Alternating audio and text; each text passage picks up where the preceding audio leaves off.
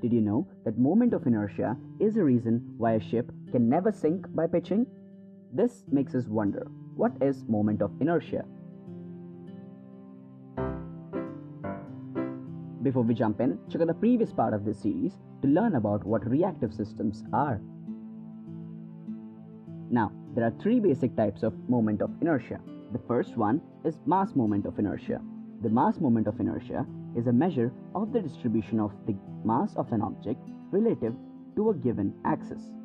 The mass moment of inertia is denoted by I and is given for, say, a single particle of mass m as I0 equals r squared m, where line OO is the axis around which one is evaluating the mass moment of inertia, and r is the perpendicular distance between the mass and the axis OO.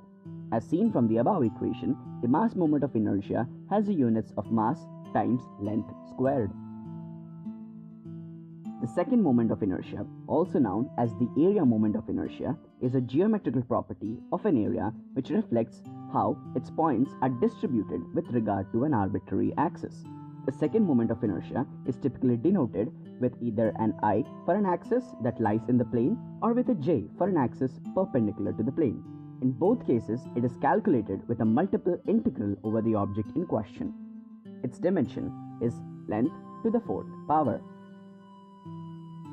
It is sometimes necessary to calculate the area moment of inertia for a shape with respect to an axis x dash different to the centroidal axis of the shape.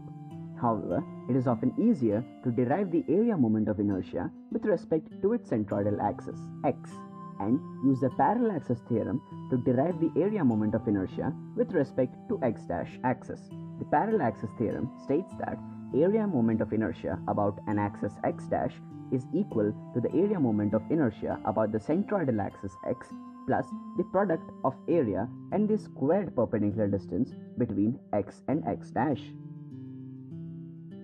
Third and final type is the polar moment of inertia, which is a shaft or beam's resistance to being distorted by torsion as a function of its shape.